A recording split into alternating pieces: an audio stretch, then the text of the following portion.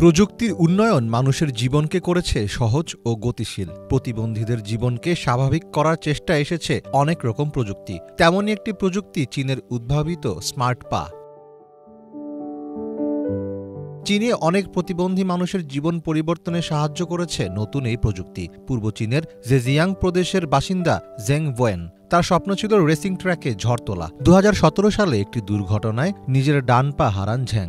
কিন্তু হাল না ছেড়ে কৃত্রিম পা দিয়েই স্বাভাবিকভাবে হাঁটার চেষ্টা চালিয়ে যেতে থাকেন তিনি। চলতি বছরের শুরুতে একটি স্মার্ট কৃত্রিম পা সংযোজন করেন ঝ্যাং। এটি একটি জয়েন্ট এবং একটি পা দ্বারা তৈরি ব্যবস্থা। কতটুকু হাঁটছি তার ক্রমবর্ধমান সংখ্যা এটি দেখায়। ৩ মাসেরও কম সময়ে আমি প্রায় ৪ লাখ স্টেপ নিয়েছি। প্রকৃতপক্ষে এটি আমার জীবনধারাকে পরিবর্তন করেছে, আমাকে মানসিকভাবেও অনেক শক্ত করেছে। এখন আমি আরও বেশি আত্মবিশ্বাসী।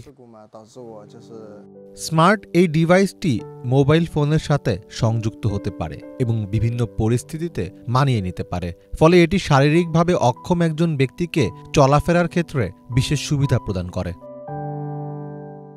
এই স্মার্ট পায়ের প্রযুক্তি উত্তর পূর্ব চীনের লিয়াওনিং প্রদেশের বাসিন্দা শাও হাইপেংয়ের জীবনকেও বদলে দিয়েছে।